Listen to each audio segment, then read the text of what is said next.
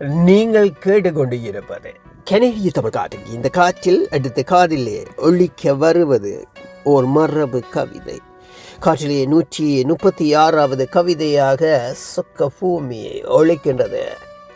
அதை தீட்டி எடுத்து செதுக்கியவர் எங்கள் அன்பு அறிவிப்பாளர் ஆர்ஜே பாவலர் தியாளனினி சிவன் மாதன். அந்த நல்ல உள்ளத்துக்கு நன்றிகளை சொல்லிக்கொண்டு கவியை எங்கே தருகின்றேன். சொக்க பூமி கார்முகில் படந்து நிற்க காற்றுமே வந்து முட்ட பார்க்குள்ளில் கண்டு மெல்ல பரவசமடைந்து கொள்ளும் பறிப்படையும் அழகினை அள்ளி சிந்தம் வேர்விடு மரங்கள் எல்லாம் வியப்புற மகிழ்வை காட்டும்.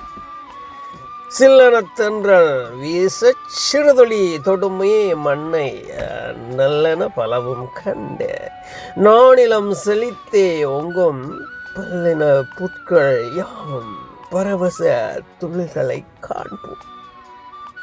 சொல்லிலே உண்மை உண்டு சொக்கமே எங்கும் பூமி வசந்தமே வீசி நிற்க வயல்களும் விளைச்சல் காண இசைத்தடு பின்பு வாழ்வில் என்றுமே எங்கும் அசைந்திடு கதிர்களாலே அகமகிழ்வான துள்ளும் திசையெல்லாம் பசுமை கூட தீத்திட எங்கள் ஆசை. ஆமாம், அற்புதம் தியாளினி.